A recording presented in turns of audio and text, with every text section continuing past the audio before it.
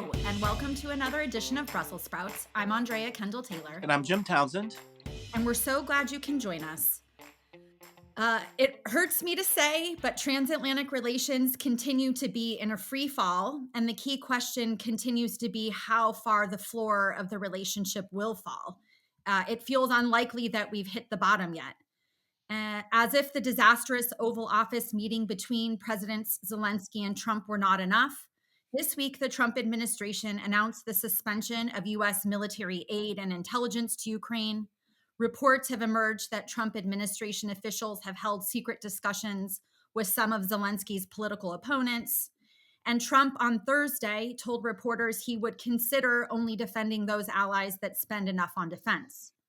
These events, and really everything that has transpired since U.S. Secretary of Defense Hegseth gave his speech to NATO in February, have catalyzed an unprecedented European response as allies are no longer certain that the U.S. will remain a reliable partner moving forward. Allies are ramping up their defense spending. Germany, for example, announced it would loosen its debt rules to allow for higher defense spending. And in an emergency meeting in Brussels yesterday, the EU agreed to rearm Europe by mobilizing 800 billion euros in defense spending. This jump in spending is unprecedented for the EU, with 2024 spending hitting a previous record high of 326 billion to rearm.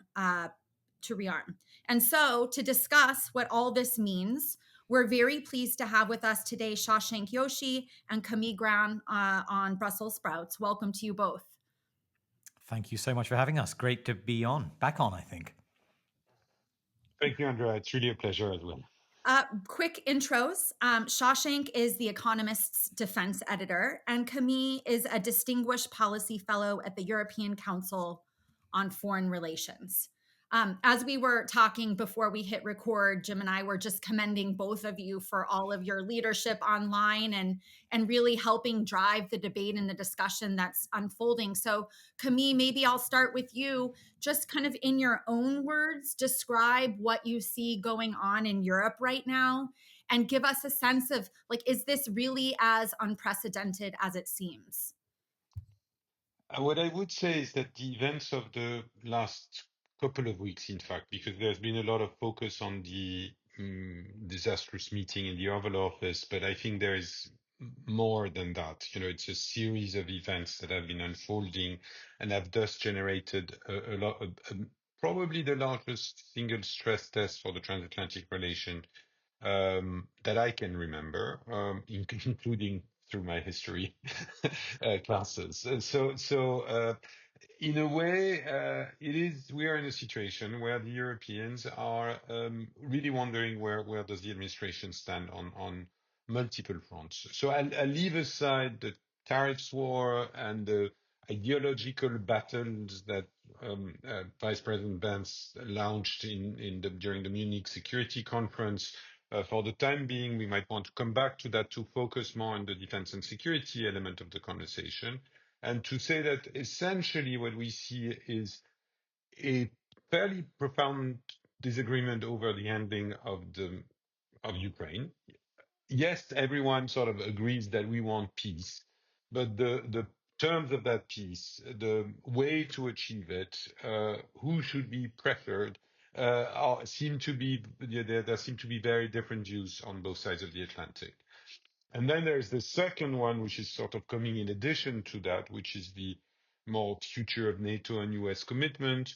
I think Secretary Hegseth in his visit to Europe sort of made things relatively clear and straightforward. You're in charge of the conventional defense of Europe. Fine, then we need a plan. We need to sort of roll it out and start working on that there. But then the president adds his usual complaints about NATO being a bad deal and the fact that he will not defend countries that don't pay their fees, which is always strange to expert ears. It's not a golf club or anything like that. But still, that creates, an additional layer of crisis next to the debate over Ukraine. Are we at a record low? I don't know. Of course, we can get worse in a way, but will we see a moment like during Trump's first term when he turns a corner and says NATO is no longer obsolete? Which was a fascinating statement when you think of it. There are a few things that are no longer obsolete, but NATO is one of them. So the thing is, we could see that, and even as we speak, we are seeing the president starting to realize that maybe exercising some sort of pressure on Russia might be useful to achieve its peace objectives in Ukraine. So, uh, nobody can exclude the good news. So we'll see what happens. Well, we're waiting for good news, but because every day seems to be a little bit worse than the one before. Shashank, so as Camille was talking, Camille, you talked about Ukraine and you talked about the future of NATO. But in many ways, they're interlinked, right? Because now a lot of the dialogue is Europeans wondering if they continue to buy weapons from the United States, rely on US intelligence, whether whether the US can simply abandon an ally in its time of need. So the do you see kind of what's happening with Ukraine is clearly interconnected also with the future security architecture in Europe? Yeah. It's connected in so many ways. The first one being that if there is a robust deal and European proposals to deploy an assurance force inside Ukraine are realized, this will impose some pretty high demands of the NATO's defensive lines to backfill the troops that may be pulled into Ukraine. Mark Rutte, the NATO Secretary General, I understand, has been telling allies, told them at the London summit, that you can take risk with the strategic reserves. I don't know how delighted Chris Cavoli, the Supreme Allied Commander Europe, will be to hear that. But you can see that this is going to create tensions at home if there's a 5 to 6 brigade size deployment in Ukraine. But even putting that aside, I think there is a deeper connection, which is that look, for many years, we have all contemplated the prospect of an America that is detached from European security, aloof from European security, distracted from European security. What we are confronting, I say very honestly, in the last week or so, is the prospect of an America that is actively hostile to European security, which is heartbreaking for many of us who are staunch transatlanticists and have, like you, I'm sure, grown up in a community of people who've worked intimately with European allies or American allies in our case. And what I mean by that is we are looking at an America that may now impose a deal on Ukraine and treat it as though it is the adversary, whilst reaching out with concession after concession to Russia, forcing us as Europeans to choose between maintaining our relationship with the United States or accepting a deal that could have grave long-term consequences for European security. And so all I want to say is, I hope Americans listening to this, when they listen to people like John Healey, the UK Defense Secretary, speaking in Washington, say, well, we have a special relationship. We must deepen our defense relationship. I'm glad he's saying those things, whatever it takes to persuade the administration to remain engaged in Ukraine, whatever it takes to buy time. But the private conversations we're having, they are quite dramatically different to those we were having even 6 months ago. And they speak to grave and serious distrust of American intentions and behavior. One But quick follow-up question, and Camille, you can respond to that too, but Camille, how much do you think Europeans see this as a Trump thing? And so it's, there's a period of vulnerability for 4 years. We're going to have to Yeah. navigate that. And then perhaps things get back on course. Or is this viewed as something like that the transatlantic Yeah. relationship is being irreparably damaged? And this really is a rupture. And we're kind of in this historic moment where things are going to change and really not go back to the way that they were before. Yeah, I want to tackle that because I'm not saying it's a irreparable rupture, but I think there are some irreparable consequences. And I just want to give one example of the appalling scenes in the White House with President Zelensky. It's not that Donald Trump's behavior was bad. It's not only that. It's the celebratory mood among the rest of Mr. Trump's party. The Speaker of the House portraying this as a victory for America and American pride. Lindsey Graham, a senator who has long been notionally a supporter of the transatlantic alliance, reveling in this moment and supporting President Trump. We see, frankly, a party that has gone intellectually, turned on its allies, turning on us. And it goes beyond Trump. This endorsement of the idea Zelensky must resign, the endorsement of overturning Ukraine's martial law. So even if this goes back to normal, who will the next president be on the Republican side? Will it be a Vance, who appears even more ideological and structured in his way of thinking than Donald Trump? And regardless of that, I think that the prospect of a return of Donald Trump, or a Trump-like figure, of course, I should say, will infect our ability to durably repair the alliance, I fear. Camille, what do you think? Yeah, I think it's very much the debate in Europe as we speak. There are those who believe that Trump 1.0 was not that bad. The image I use is to say it was a roller coaster ride. It's unpleasant, frightening, it makes you dizzy, but you land where you're supposed to land. Will Trump 2.0 be another one of those? The first few weeks don't suggest that. They are much more frightening, and they suggest that things could derail. And or gut feeling, and I have been writing this myself, is to say, okay, all of this is very un-American. But on the other hand, this president was elected by the American people. The Republican Party endorses 100% of its positions. There are very few guardrails that are saying that this should not happen within the administration, within his party, and so on. Of course, we all know that half of America is not of that view, and that we were also reassured by the fact that both in the polls but also on the street there were very clear signs of on the roads of Vermont of people saying we don't like this, and it's wrong to be at least perceived as siding with Russia.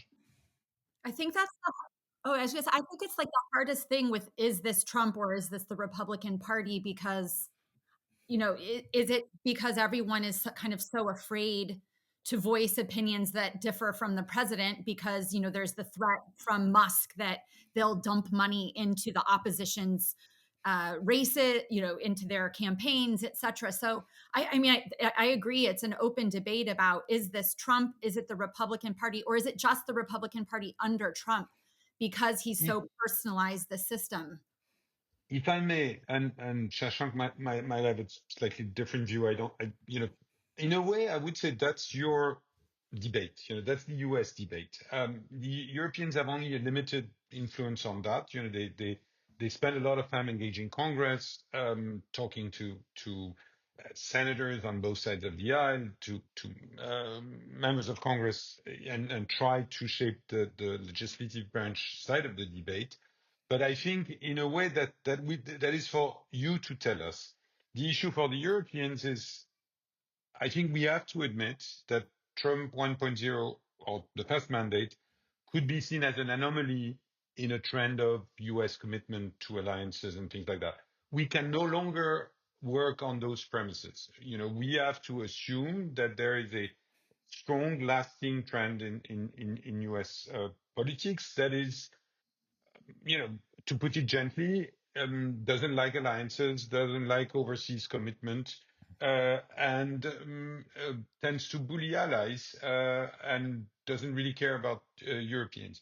So, which creates a debate in Europe, which is a one debate that would have been a sound debate, is how do we defend Europe with less America, which would have been coming with Harris in the White House. There is, I think, that's the whole issue of rebalancing and burden shifting, and all of that was a very normal and legitimate debate that many Europeans were ready to have, even though some didn't like it. To a debate of what do we do if we have to defend Europe with no America, or with so little America that it becomes very complicated, number one. And the second thing, which is, I think, more of a shock to those leaders and individuals that were extraordinarily committed to the transatlantic relation, is to say, okay, but where is the US that we trusted? And for me, the strongest statement was that of Kaja Kallas, who cannot be, who said the free world needs a new leader.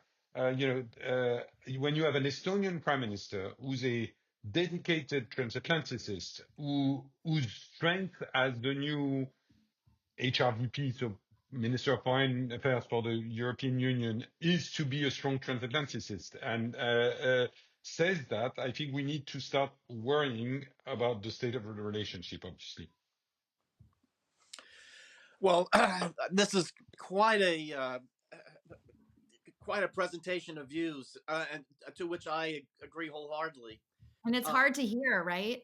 Yeah. It is hard to hear, and but I've come to those conclusions too, and it's just I'm so glad you two are on the show so we can get this view out to Americans, which we will do. We will press this podcast out. But my question for you is this, and Camille, I think particularly you would appreciate this question, and that is, having worked at NATO, both you and I, we know that with the summit coming up in June, there's a lot of work that has already started with the international staff and with some of the missions at NATO to draft up a communique, to draft up various documents, to come up with an agenda and a discussion.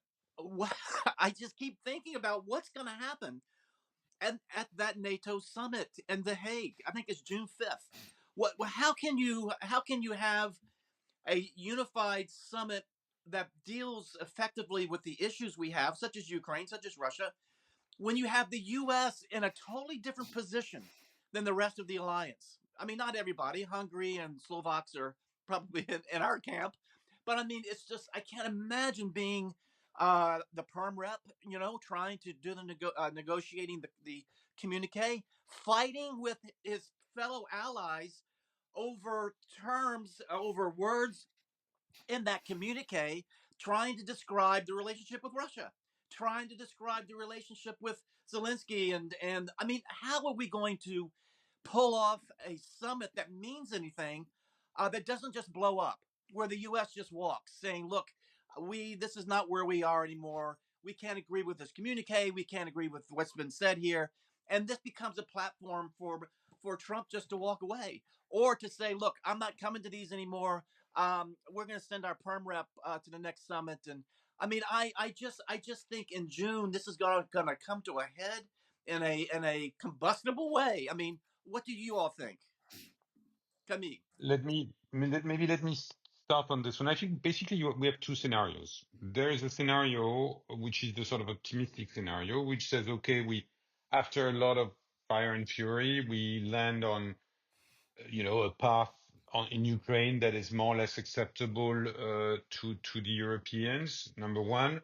And number two, we start having a very serious conversation on the burden shifting, and we sort of organize a way for America to be less engaged in European security, which again, I think was going to happen anyhow.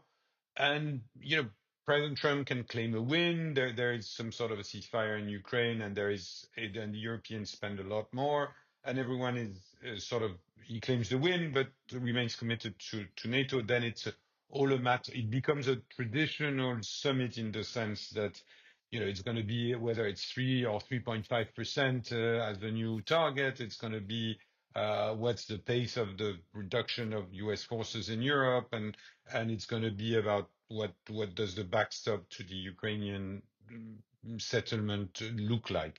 So that's the sort of optimistic model, I'm afraid, in the sense that I don't necessarily see that happening. But of course, this is what the deep state in every part of the alliance is trying to prepare for. There is a second scenario, which is a sort of 2018 summit redux in a much worse setup. 2018, you might remember, was the summit that Donald Trump attended, and where he really created a crisis in the room about the burden sharing. And except that this time there are no Jim Mattis, there are no McMaster, there are no K. Bailey Hutchinson to say, Mr. President, we need to now find a landing. You've made your point very forcefully, and we need to land somewhere. And eventually getting out of there with something that was a bit of a crisis mode. And all of this happening on the backdrop of a major war in Europe and of a feeling of insecurity by a number of European allies vis-à-vis Russia. So the crisis would be much deeper. I'm afraid that's the course we're on as we speak, because I don't see lots of serious effort to do this. But I'm also very sure that there's a lot of interest in various sections on both sides of the Atlantic to aim for scenario one, but I have no guarantee that it will happen. Shashank, you can weigh in on that too, but really, I mean, it is the broader question of how does Europe continue to stand up for Ukraine without totally alienating and upsetting and infuriating the Trump White House. And because I think you mentioned this kind of notion of time, like there is an importance for European leaders to buy some time so that there can be a more concerted, gradual, organized kind of handoff between from as the Europeans ramp up defense spending. I mean, that takes time. And so how are European leaders going to do this great balancing act? Well, I think it's worth reflecting on the fact that even if you think that Article 5 and America's adherence to Article 5 is substantially diminished, given the intentions and attitudes revealed by the White House in recent weeks, there is still undeniably real deterrent value to having a sizable American presence on the continent, and particularly the presence of American enablers. You don't need to believe in Donald Trump's munificence to believe that it's nice having American ISR aircraft going up and down the Eastern Front, because the data that they produce, the situational awareness they give us, is real, whether or not Trump likes Putin or not.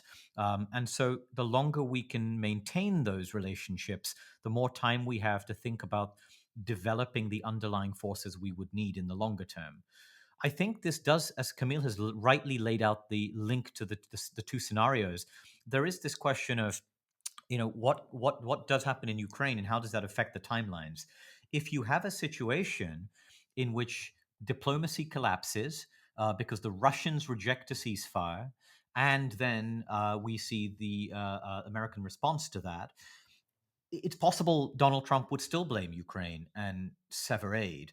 And in that situation, or indeed, sorry, I should have added, or the Ukrainians reject a deal that they believe is so unfavorable that they simply can't sign it without risking internal political dissent.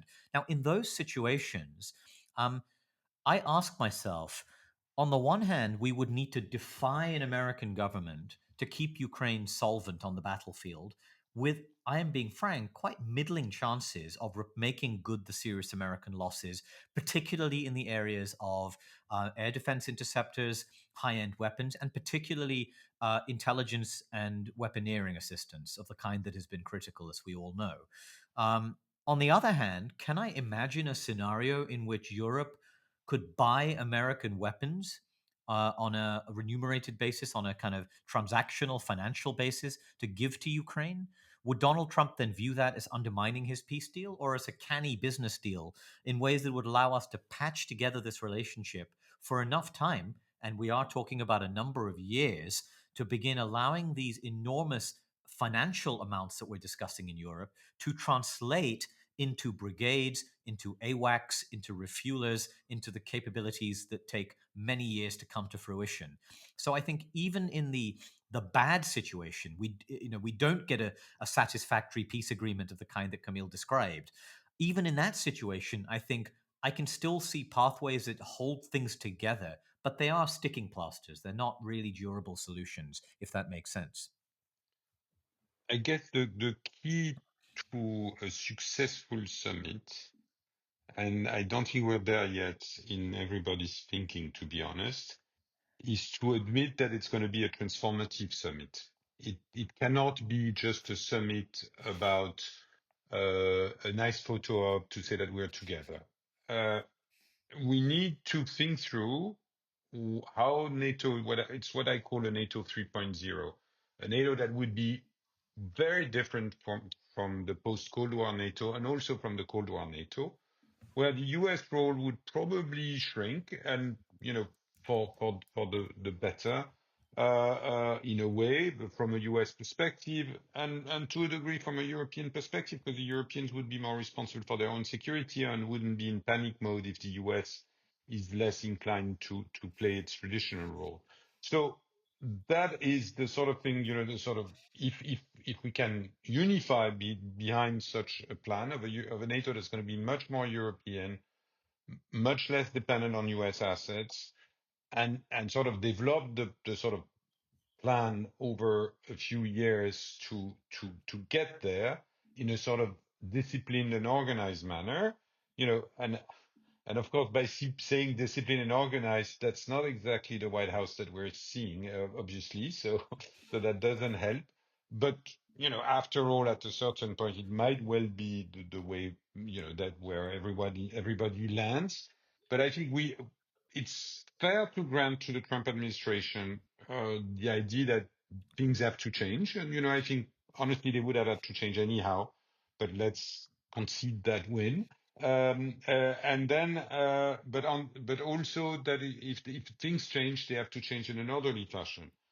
What worries me, honestly, is how the Ukraine situation will loom over this, because I think I was just in Washington very briefly. I'm surprised, listening to General Kellogg's intervention, that there is not necessarily a full understanding of how serious the Europeans are when they say that Ukraine is a maybe not an existential, but certainly a fundamental or critical security interest for many Europeans. And basically, the Europeans lived with a unilateral US decision to pull out of Afghanistan, made by Trump again, even if the Biden administration executed the decision. They lived with the ups and downs of the Iraq commitment, even though many committed troops to that. But those were not fundamental European security interests. And I think we need to make very clear, and that's what, Shashank is writing and reporting is trying to do often, and I try to do at my level is to sort of convey the message that what's happening in Ukraine is not another, sideshow. And I think fundamentally, and there are good reasons for that, one of the problems is that Ukraine, seen from the Trump administration, and honestly many others in Washington, is yet another, major regional conflict that needs to be solved. And sometimes you take your losses, and sometimes you win.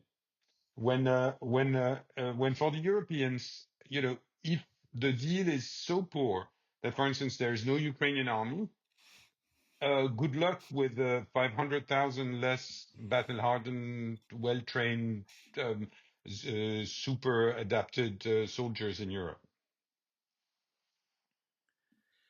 Well, thank you very much for that. I agree completely, and thanks for these options that you laid out, Camille, about the NATO summit.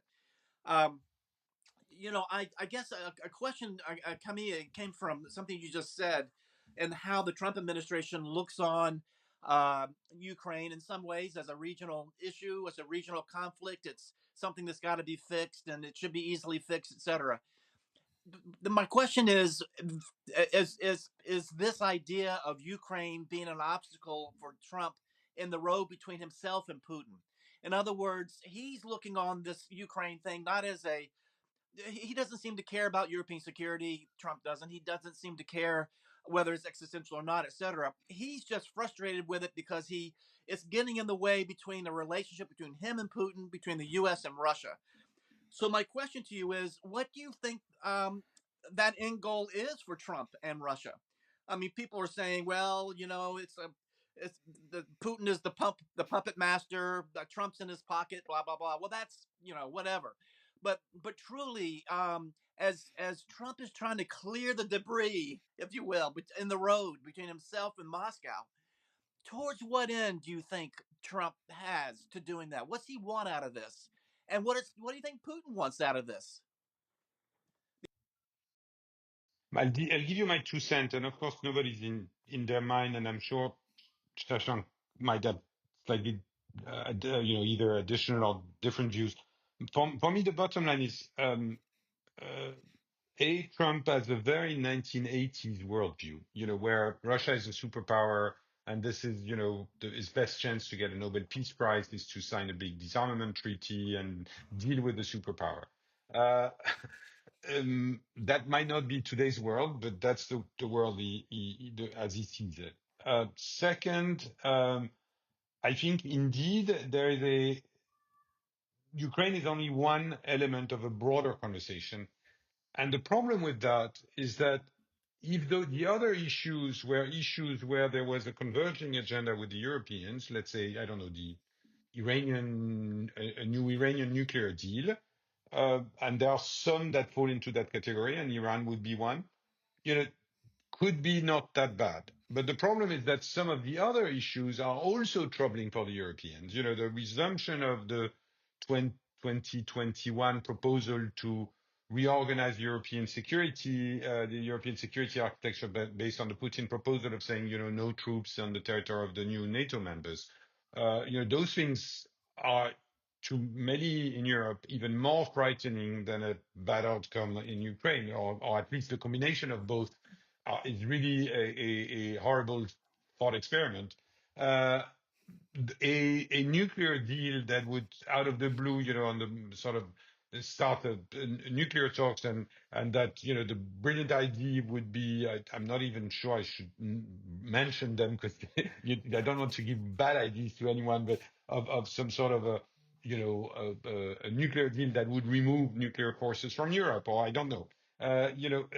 So those things are add to that, and I very much agree with you, and I look forward to hearing Shashank's perspective on that, to the fact that the Trump-Putin agenda is indeed much broader than Ukraine, but when it should be maybe an asset, it becomes concerning because some of the potential add-on are also concerning.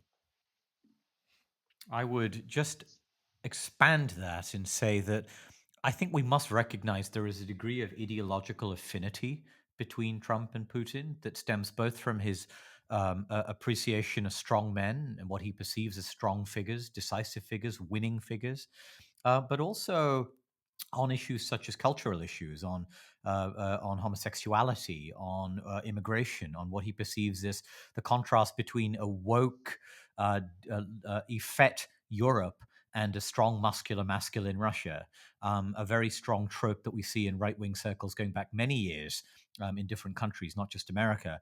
But beyond that, I think there's different coalitions in America, some of whom genuinely believe the delusional idea that they can conduct a reverse Kissinger and peel Russia away from China. Maybe we can discuss that later. But also, I believe, and let me state this simply, the Trump administration wants to pursue a broad, sweeping rapprochement with Russia that goes beyond Ukraine and is partly about a ceasefire in Ukraine, but is also a much bigger deal involving economic, political, and diplomatic normalization across the board. One element of which may be the nuclear element that Camille mentioned, but others may be questions around revising the status of US forces in Europe, revising the idea of European security and Russia's role in it. I can imagine Trump picking up on the Russian ideas that they were advancing and disseminating in late 2021 of indivisible security and why that means NATO enlargement is a threat to Russia. So frankly put, I don't think this is just about Ukraine. I think we are going to see an attempt, and I stress attempt, at normalization. But of course, reality will bite when Trump discovers that Russia has its own interests. And we already see this just in the last 24 hours as we speak, when a Russian aerial assault on Ukraine appears to have affected Trump and made him realize that he looks like a bit of a sucker and he has to perhaps pretend as though he's at least threatening some kind of pressure on the Russian side. Yeah, I want to come back to the Ukraine point in a minute, but just to take this one step further on the European side, there seems to be a an assumption, a faulty assumption in the Trump administration that this kind of spheres of influence world would be stable, that Putin would kind of like pocket Ukraine and be satiated and content, or and the other elements that you're talking about, a rolling back of U.S. forces, et cetera, and that he would be happy in that world. And I think what you both are saying, and I don't want to put words in your mouth, is like that is an unstable recipe, because the assumption is that Putin would want to go further to really end NATO once and for all, to really exert more control and dominance over Europe. And I think it's really interesting to note what's happening in the Russian domestic media, where although there's a tamping down of the US as an enemy, it's simply been replaced by Europe. And now it's really Europe that is enemy number one. Europe is building up its forces. Russia has to rearm because Europe is now the aggressor. So I guess take this one step further and talk a little bit about then what you think the risks are. So if we do get this rapprochement, we have a bad deal in Ukraine, the US is rolling back its force posture in Europe, we've removed sanctions on Russia.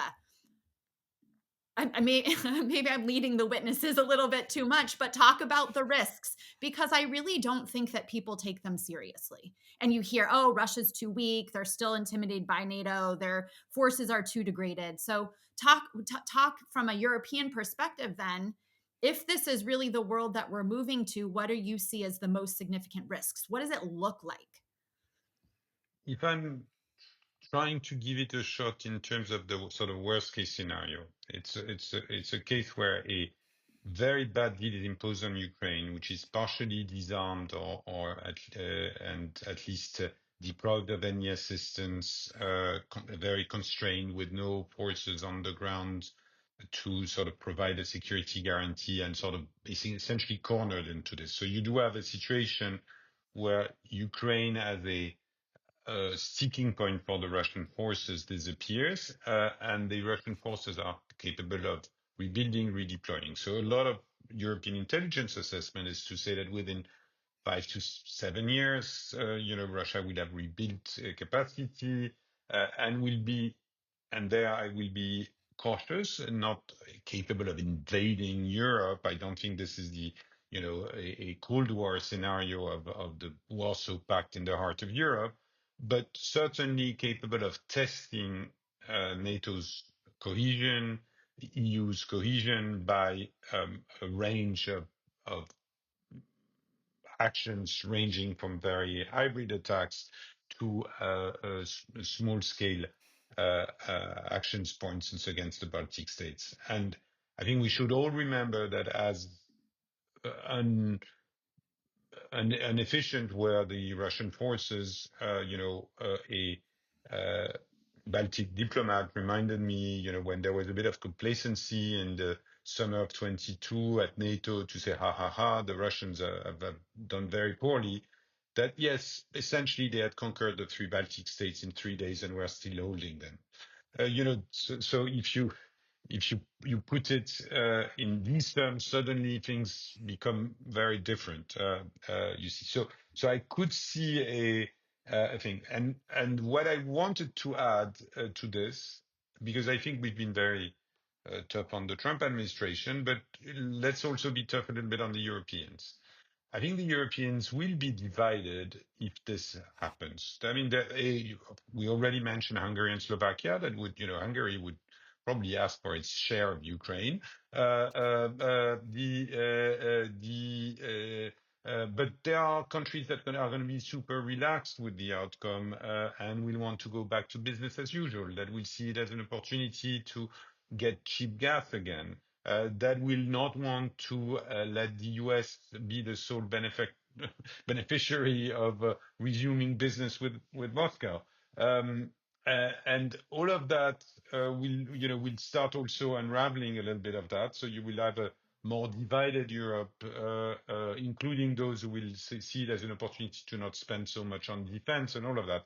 So if you do sort of unpack the thing, you could end up with a much more divided Europe, with a Nordic and Baltic Europe that would be extremely worried there, countries probably like France, the UK, and Mertz's Germany being quite firm, but others, that would be sort of looking at this and saying, "Oh, what's my where do I put my eggs into this conversation? And is there an opportunity, for Italy? So far, Meloni has sort of stayed with the majority view, but in an environment where we are in the sort of worst case scenario, she faces a public opinion, a coalition partner that are very keen on being for peace and all of that.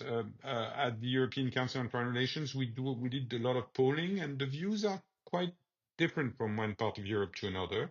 And it's not so much north-south, but there.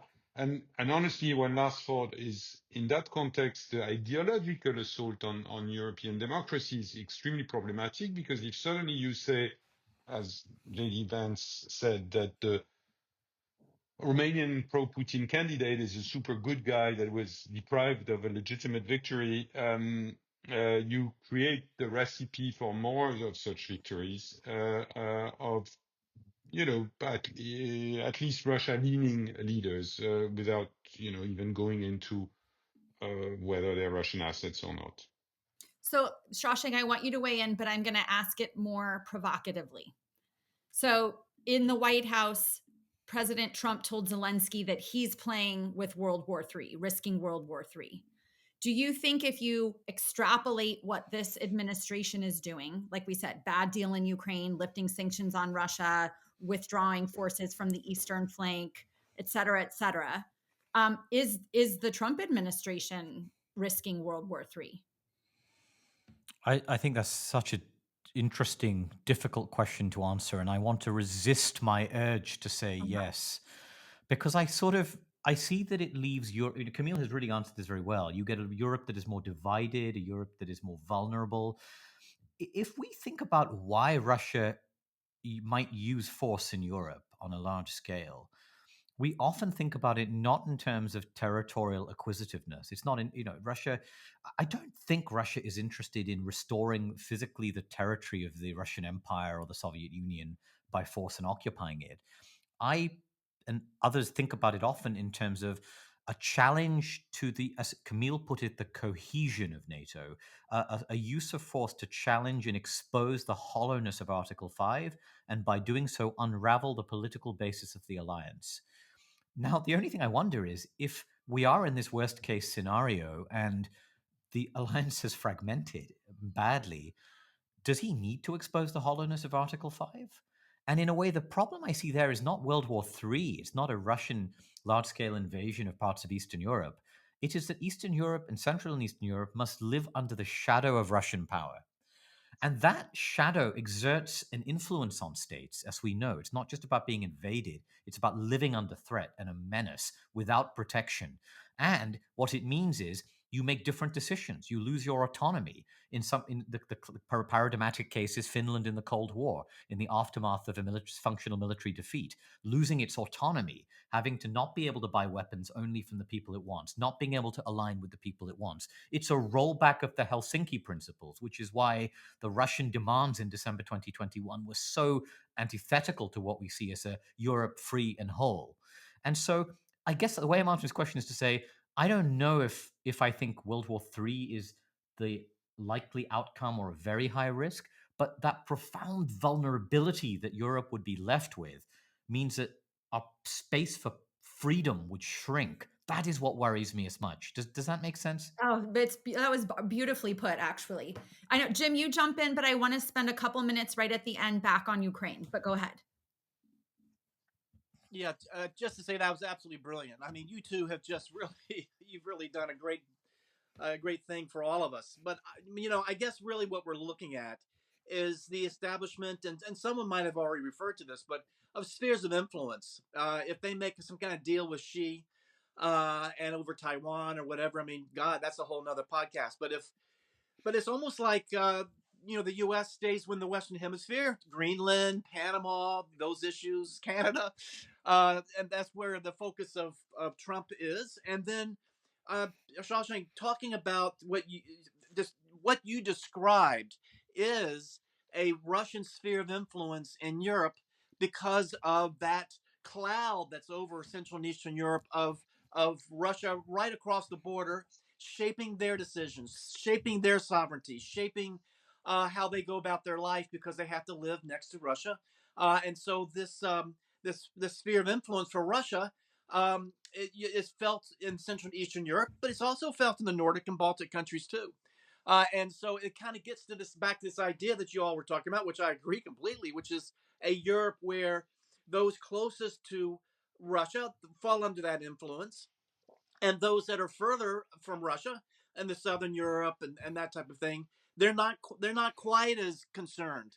And so how that's interesting to think about that because how would a Europe divided like that, partially under the influence of Russia, how does the European Union then work? Uh, yeah, But Jim, can I say one? Can I yeah, say one thing before yeah. turning to Camille, which is just I don't want to concede this scenario entirely, right? In that I don't. I mean, we may see splits in Europe. I accept that, but do I think that France and Britain and Canada and others flee their battle groups in Eastern Europe because of this breakdown? No, I think this would. We're not going to give up this sphere ourselves. Yes, we may be have grave doubts over our ability to fully conduct conventional defense without America, and we may be vulnerable and afraid of that. The nuclear backstop would be a huge issue we haven't discussed. Maybe that's another podcast for us to discuss. But we're not going to. I don't think any French or British or German, even this current incoming German government, worth its salt, is going to just give up and turn on its tail and flee. I think that would be Well, no, catastrophic. I'll go ahead, I, Camille. no, I just wanted to pile on this. I think the Europeans are sometimes a little afraid of their ability to do things. You know, Andrea was mentioning the fact that we are spending 330 billion a year now, which is for the EU only. With the UK and Turkey and Norway, it's 440 billion. It's more than half of what the US spends, with a 90% focus on the European continent for as far as Europeans are concerned, um, which is not the case for the US spending. Um, we outspend Russia 3-1 in real terms. Okay, in purchase, parity, it's 1-1, but still, there's no reason to be that embarrassed. So what I'm saying is that, of course, there are critical shortfalls on the that will be difficult to meet, especially in the short term. Of course, there are things that are there, but the idea that we cannot defend Europe at all is wrong. I think the political will is there. Uh, Macron has been taking a lot of heat in the last 24 hours for coming out in a very blunt, short speech before the European Council to the French public, saying, we're in a different world and Russia is the aggressor. And make no mistake, we're going to have to spend much more and be ready to fight if necessary. I think the British government and Starmer said something similar. I think Friedrich Merz is a good news from that perspective. The Nordics are impressive, all four of them. The Poles are super serious on all of these issues. Meloni, that was expected to fall very quickly into Trump's camp, is not doing so. And in a way, there is a paradox there. Is the bullying of Europe by the Trump administration has had a unifying factor in a way, because if the administration had played it smarter and tried to build, coalitions with some and say, I'm super committed to NATO, but help me get my deal on Ukraine, or I need you to be the honest broker in my efforts for peace or whatever. But they've really ignored the Europeans essentially in that effort, and so that creates, I think, a moment which I don't want to sound too optimistic, because of course there's a lot of stress test ongoing. But there is no reason why 500 million Europeans that have 8 times the GDP of Russia and spend, depending on how you count, between 3 times more or the same as Russia, cannot deter Russia from doing something foolish. It becomes an issue of political will and unity, which is, of course, always a challenge. But this is where we are. Well, I agree with that. I agree with what you're saying, and also Shashank too. So let me say this: in talking about a Russian sphere of influence, it's all depending on how one describes a sphere of influence.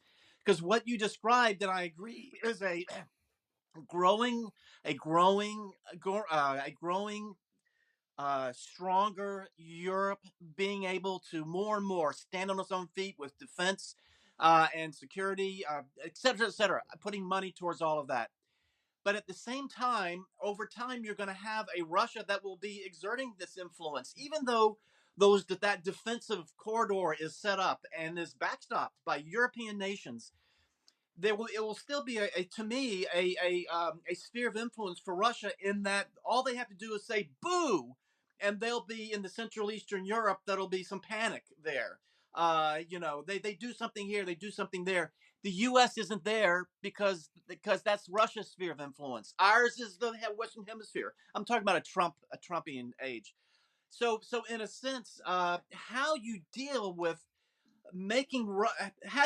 minimizing Russian influence, even though you've got the military that you all have talked about of Europe. Russia is still going to have that influence, that pall over certainly Central and Eastern Europe. So over time, how does Europe deal with minimizing that Russian influence? Well, I think part of the question here is also intelligence. We're looking at military and defense issues here, but I'm just looking at the turmoil in the intelligence community, the firing of hundreds of people from the CIA. I'm looking at turmoil within other agencies as personnel are fired, doubts within intelligence circles over the safety and security of information passed to the United States intelligence community under individuals like Tulsi Gabbard. And whilst I don't want to overegg this, as far as I understand, sharing arrangements are proceeding broadly as normal, and there is always a degree of caution in human intelligence relationships.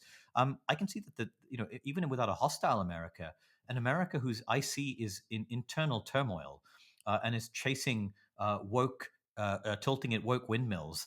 And in the case of the FBI, is focusing on the Mexican border and fentanyl and other things, and saying Russia, who cares about Russia? This leaves a big gap for us when you think about the Right. extraordinary degree of cooperation. So when we talk about minimizing Russian influence, one of those things is defense and collective defense and all of this. The other thing is all the other stuff we do, right? It's intelligence operations to make sure we keep Russian intelligence personnel out of Europe, expelling them, sharing data so they can't be posted to other countries. It's things like watching hybrid operations, being able to attribute Russian undersea activity so that we can deter them by exposure if they're cutting cables or threatening maritime infrastructure. All these other things Europe will have to do itself. And in some ways, the culture of intelligence is actually even more difficult to build on a European basis than a culture of defense. That's a Because good so point. much of that Yeah. has occurred in a Five Eyes basis or a small group basis. That's going to be equally difficult. And all I would finally end on saying is I'd look at the report published by Sauli Niinisto, the former Finnish president, on European security, because he talks about the importance of more common European intelligence, assessment capabilities, analysis capabilities. That is something we're going to have to do much more of. By the way, I say this as a Brit, which puts us in a very awkward position outside of some of these EU efforts. Right. Can If we I can spend add one thought to this, I agree with everything that has been said on the role of intelligence, the role of also counterintelligence in a way in this conversation. But I would add the problem with and this is where the ideological conversation connects with the strategic conversation. If the Trump administration and Putin support the same guys, even if it's not for the same reasons, we create a situation where, mostly the far right, but also some of the far left parties are very much endorsing this agenda. It's fascinating to see a figure like Mélenchon in France, who's a far left leader, suddenly becoming a fan of Trump because he says he's doing for peace what we should have done before. To see the role of the AfD in Germany and other far right parties that are sort of claiming the peace narrative that Trump has put on the table, and then having essentially the administration endorsing at least a portion of that political spectrum, or if not the administration, at least Pence and Musk, really strongly supporting folks that are on an agenda that is, from a foreign policy perspective, very far from the mainstream security interests as we've defined them before, that they like Putin and they want to be friends with him, and they have no sympathy for the Ukrainians and so on and so forth. Yeah, if you will allow me to impinge on your time for a couple more minutes, because I did want to bring it back to Ukraine right at the end. So, a really brilliant discussion of some of these potential risks that loom on the horizon or in the medium term. But most urgent is Ukraine, and I want to hear your thoughts on how you think these increases in defense spending, the new pledges, all the momentum that we see coming from Europe, will it help Ukraine now on the timeline that Ukraine needs?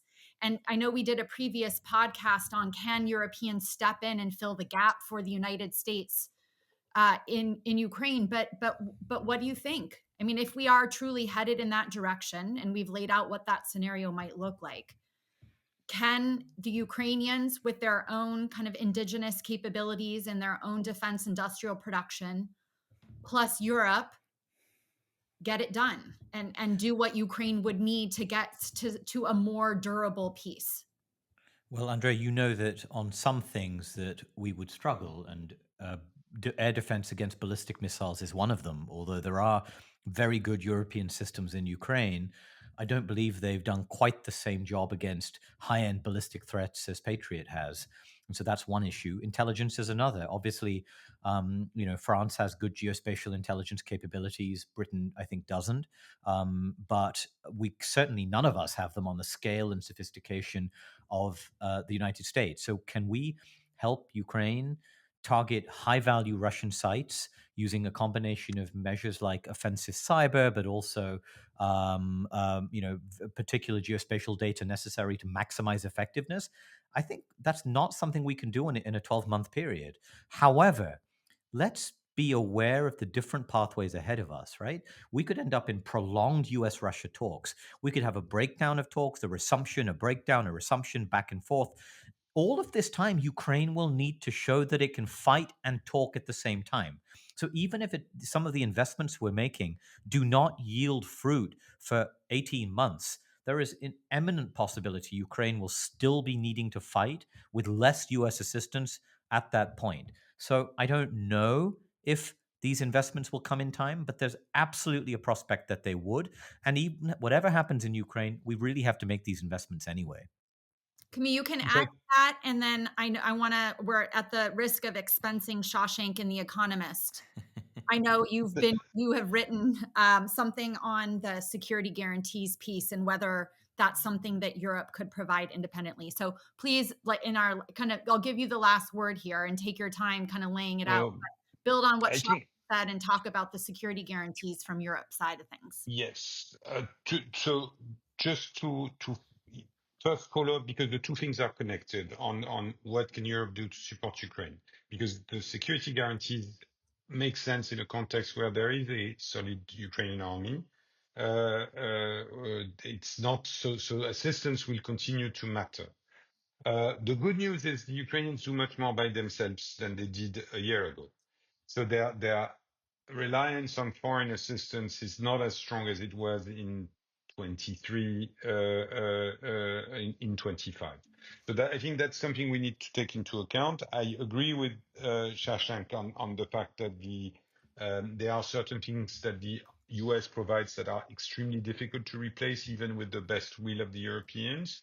But the Europeans can help mitigate some of that. And what I would say, and I put it very bluntly in a way, is that if the direction of travel continues to be to unplug US assistance without consultation and without having a plan, because the plan could have been that Europeans pay for it. That could have been, we mentioned it already.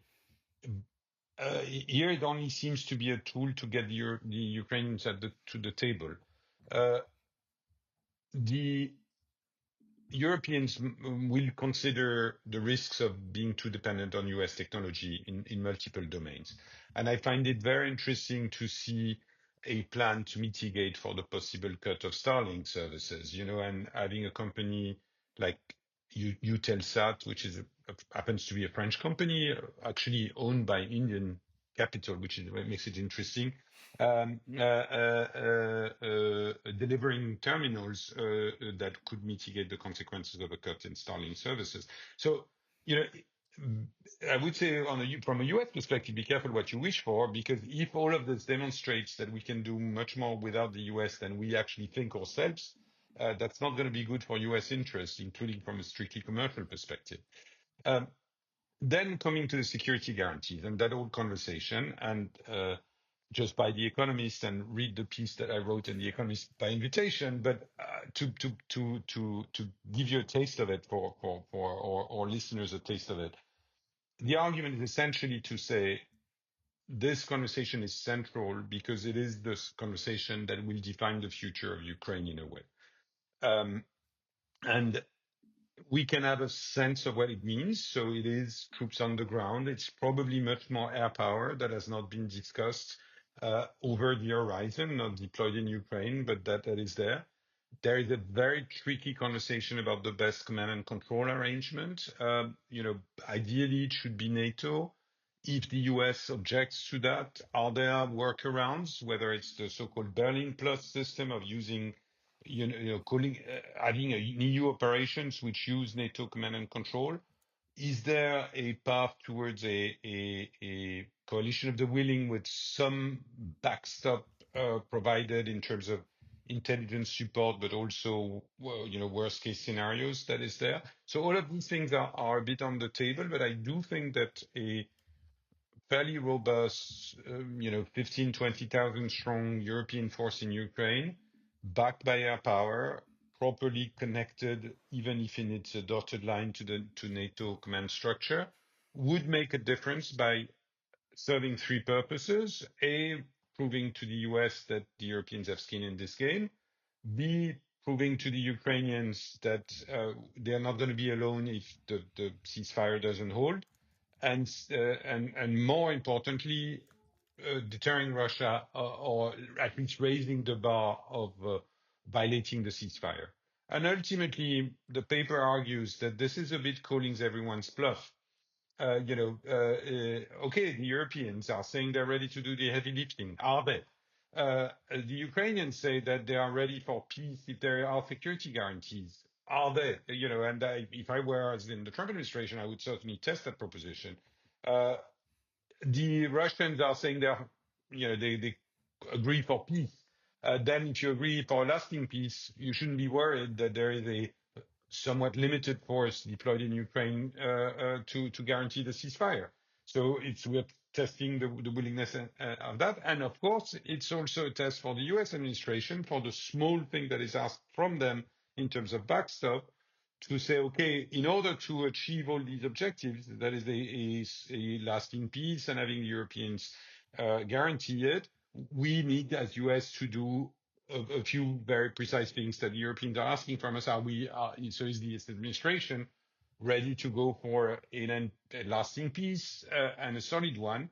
Therefore, help the Europeans deploy. And by help, I don't mean American boots on the ground. I don't mean enormous US assets, even in outside Ukraine. I'm just saying essentially having the very robust type of political and strategic support, plus a bit of intelligence, and a connection in terms of command and control with NATO. And would this force be willing to fight the Russians if there was a egregious break in the agreement? Is this a force that's fight? That has to be part of that. I am pushing back on the idea that those are peacekeepers. There might be other nations that play the peacekeeping role. It is a reassurance force that is there, and that should be ready to fight. Should it be tested itself, or should the ceasefire be broken on a large scale there? That is an extraordinarily demanding mission. I'm not, talking about this lightly.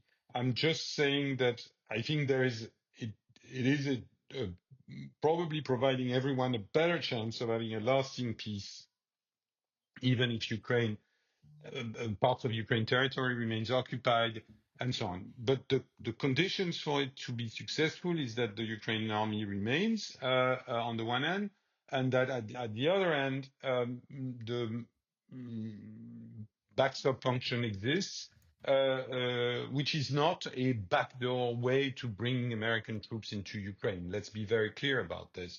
It is more about convincing the European allies that they can do this without being super concerned that it's creating gaps for the defense of Europe that would be difficult to mitigate, or it's putting them in a situation that if things go sour, the US would say you're on your own, suckers, essentially. So that's the one thing we want to avoid. And then this will be the last question because you've both been very generous with your time. So the word backstop is obviously doing a lot of heavy lifting. And I think there's a lot of confusion and lack of clarity as to what it means. So when Starmer and Macron come to the United States and they're asking for this backstop, and Camille, you're talking about it, and you've alluded to some of the things. Yeah, you need intelligence support.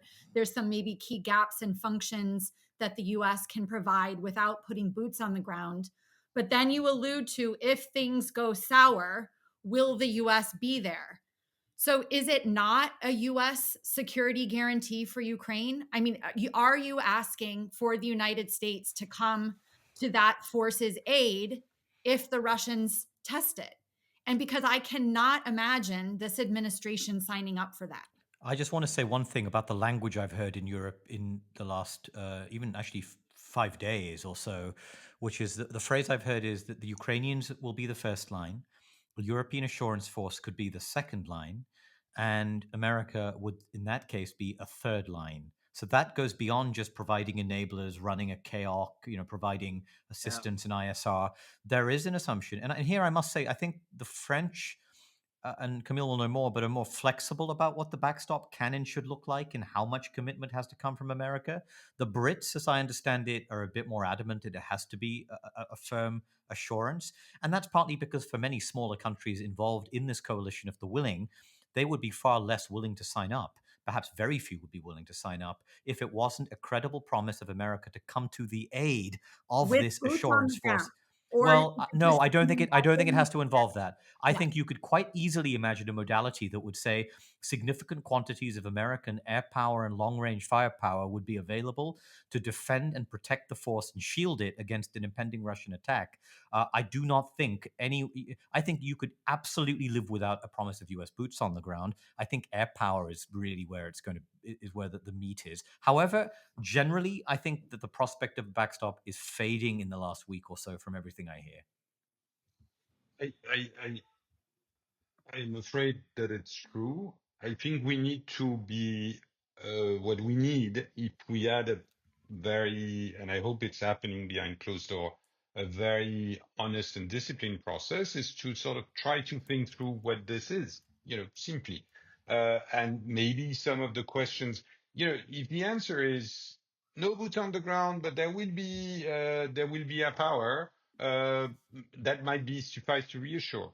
If the answer is if Russia does horizontal escalation and start targeting NATO territory, of course we are there.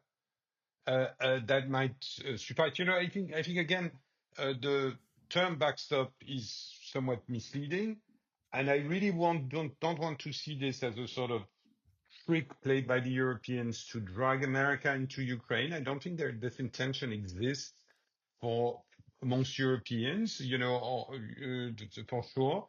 I think that it is a sort of fair request to say, okay, we're going to do something quite complicated and quite dangerous, and we want to make sure that our other allies, and by the way, not only applies to America, it also applies to other European allies that would not deploy in that particular case, would say, of course, we're with you if there is horizontal escalation, and we would consider doing things with air power and provide all sorts of support in the realm of intelligence or whatever, including in Ukraine. So this is the sort of things we're talking about. And again, having a no-fly zone, we're talking about a post-peace environment. I've been very vocal during, till now to challenge the idea of a no-fly zone in Ukraine because that is going to war with Russia.